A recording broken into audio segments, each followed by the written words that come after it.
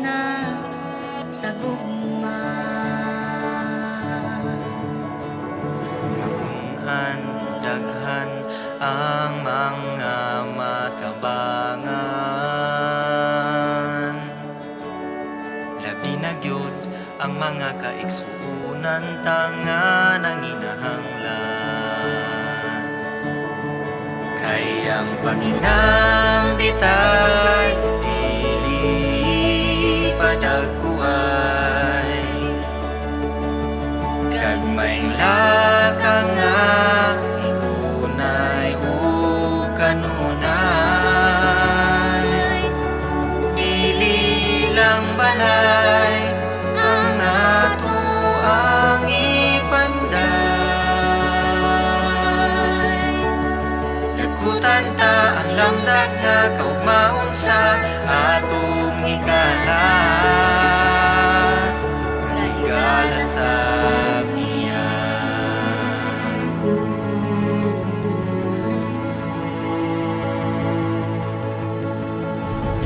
Walay lisod kung tinukmot sa gugma, pagpaparog sa kahimtang sa atong higala. Kalisod, pagsulay sa kinabuhi, nagkadaiya. Maunga sa pagpakabana, kita maghiusa. Ang Panginang bitay dili ijahay,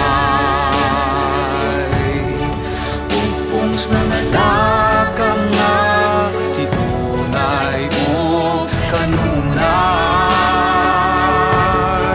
Dili lang balay ang ato ang ipanday. Liunon ta ang hikot nga kapungkos sa mga anak niya. Kay kita iyang pamilya. Bisan pagway mo dahil walay mahalipay, dili ta managana sa paglangutay. Kay ang pahiyom sa atong igsuon, igo nga kita magpadayon.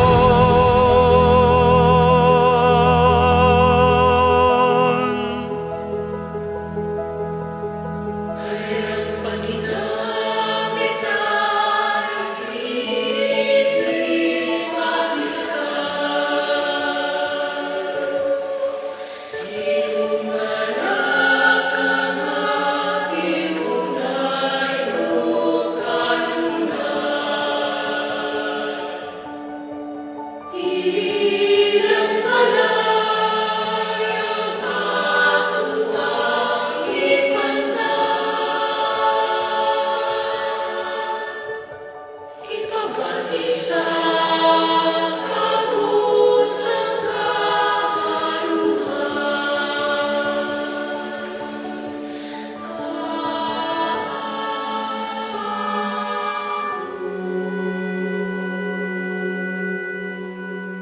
Ang Panginoon